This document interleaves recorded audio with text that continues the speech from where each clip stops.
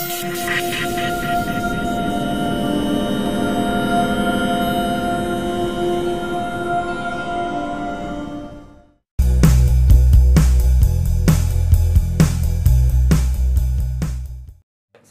warahmatullahi wabarakatuh. Selamat pagi mitra NASA dimanapun Anda berada.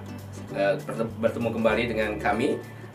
Kita akan membicarakan pada hari ini, yaitu suatu topik yang luar biasa yang sangat penting bagi kita, yaitu cara cerdas tingkatkan produksi kelapa sawit dengan produk NASA di lahan gambut.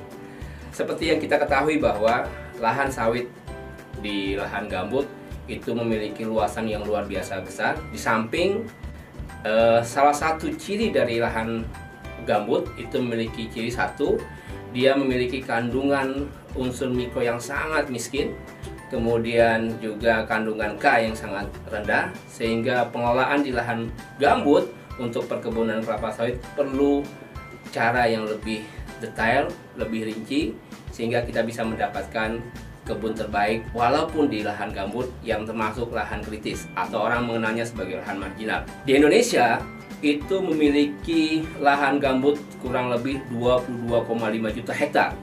Jadi lahan gambut terbesar kedua di dunia adalah dari Indonesia, yaitu 22,5 juta hektar. Yang tertinggi dari Brazil yaitu 31,5 juta hektar.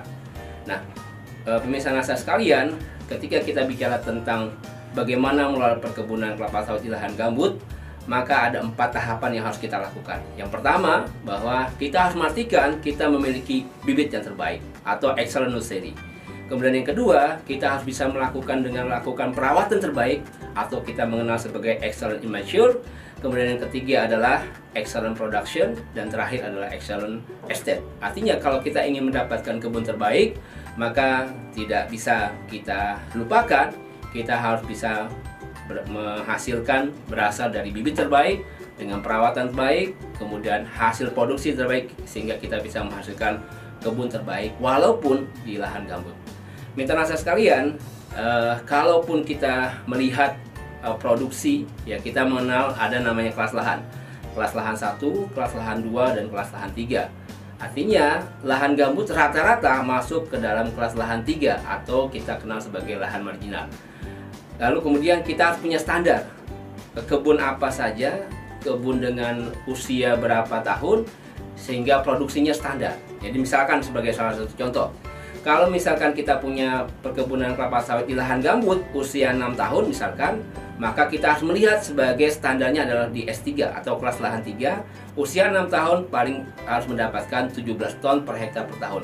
Kalau kita punya lahan gambut, ya lahan perkebunan kelapa sawit di lahan gambut, kita di usia 6 tahun kita baru berada pada kisaran 10 ton per hektar per tahun, berarti kita masih jauh di bawah rata-rata. Harusnya dengan usia 6 tahun dengan kelas S3 harusnya sudah di angka 17 ton per hektar per tahun. Nah, dengan data yang demikian inilah, maka kemudian kami sebagai salah satu bagian dari praktisi di perkebunan mengajak Bapak Ibu sekalian, saudara sekalian, bagaimana kita bisa meningkatkan hasil produksi kelapa sawit di lahan gambut dengan cara yang terbaik, dengan menggunakan pupuk terbaik, yaitu dengan menggunakan pupuk organik NASA. Dan itu kita perlu melakukan bagaimana kita bisa mengaplikasikan dengan cara yang terbaik dengan melakukan 4 tepat, yaitu 1 ya tepat dosis, kemudian tepat cara, tepat sasaran, dan tepat waktu. Artinya kalau keempat hal ini tidak kita perhatikan, maka kita tidak bisa menghasilkan hasil yang terbaik. Contoh, katakanlah, kenapa saya katakan tepat dosis? Artinya kalau kita memiliki perkebunan kelapa sawit dengan usia yang berbeda, tentu dosisnya juga berbeda. Juga yang namanya tepat waktu, jangan sekali-kali kita memupuk di waktu musim kemarau, berarti kita tidak tepat waktu. Harusnya kita melakukan dengan cara apa? Kita memupuk pada saat musim hujan, atau di awal musim hujan, atau di akhir musim hujan, bukan di musim kemarau. Kemudian yang ketiga, yaitu tepat sasaran. Artinya tepat sasaran kita memupuk dengan cara yang terbaik, mengingat berdasarkan usia tanaman.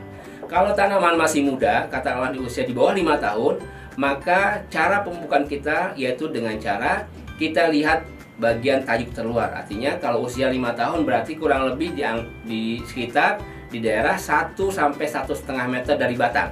Kita lakukan, ya kita taburkan sekelilingnya ketika usianya di bawah 5 tahun. Tetapi ketika usia tanaman kita sudah di atas 10 tahun, maka kita memupuknya dengan cara apa? Kita tetap tabur dengan jarak yang lebih jauh, yaitu sekitar 2-3 meter. Itulah yang saya katakan sebagai tepat sasaran. Jadi pemirsa sekalian, ketika kita sudah melakukan itu dengan cara yang benar, maka kita kembalikan bagaimana dosis yang terbaik di lahan perkebunan kelapa sawit, yaitu di lahan gambut. Baik, mitra nasa sekalian, kita masuk ke dalam rekomendasi pemupukan organik, yaitu menggunakan pupuk organik nasa di lahan gambut. Yang pertama, kita ingat bahwa jika pH tanah kita atau kondisi keasaman tanah kita di bawah 5, maka yang perlu kita lakukan tambahkan dolomit. Penting, yaitu dolomit bukan kiselit, karena dolomit itu bisa menstabilkan pH yang tadinya 4 menjadi 5, yang 5 menjadi 6. Kalau kiselit itu akan menambah keasaman tanah. Dolomit 1 kg per pohon per aplikasi. Kemudian yang kedua, gunakan NPK dengan formula 13-8-27, artinya mengandung 13% N, mengandung 8% P, dan mengandung 27% K dengan aplikasi 2 kg per pohon per aplikasi. Kemudian tambahkan unsur hara mikro, yaitu Cu 50 gram per pohon, dan boron yaitu 50 gram per pohon.